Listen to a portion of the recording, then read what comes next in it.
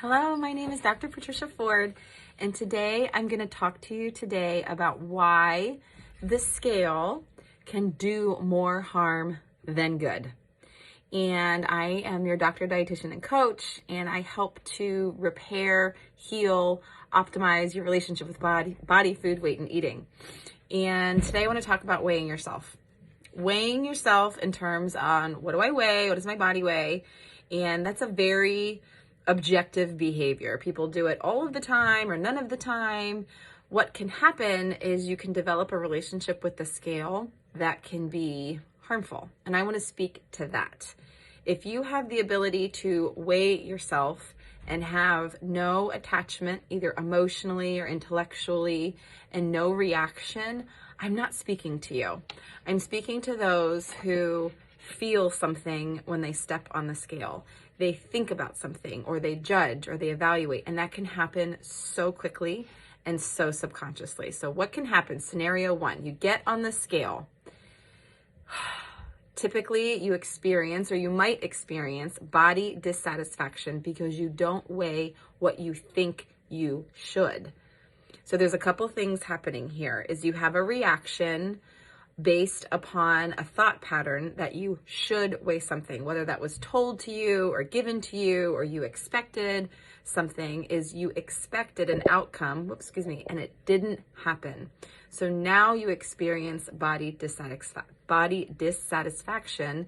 Then what can happen is a couple things. One, you diet. Or two, you think, okay, well, I just need to eat less. So restrictive eating. So dieting could be you restrict certain types of foods, you take certain medications, maybe you over-exercise, or you take some sort of laxatives. There's so many different ways you could diet. Restrictive eating is you just try to eat less in order to change your body. Another thing that can happen between those two things is you ignore hunger cues, meaning you feel hungry, but you do things to ignore it, whether you eat large, voluminous, low-calorie foods like vegetables, high-filling foods, lots of liquids. So you're ignoring your hunger cues.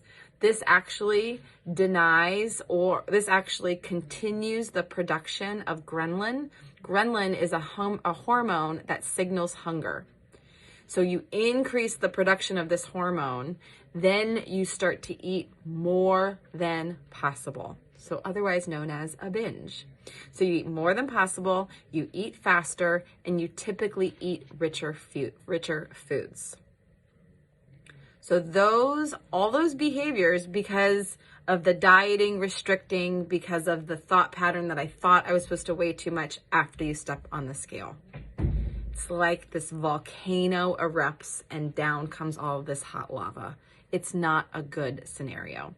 So another state that you could live in, and I'm looking at notes behind here, is you could live in a state of stress. So you're just in this state of, you're going through your day and you just remember this experience of stepping on a scale and not weighing what you think you should, body dissatisfaction, diet and restricting behavior. And now you have this low level of stress, which increases a stress hormone called cortisol floating through your body. And it's this low level of stress about your food and about your weight.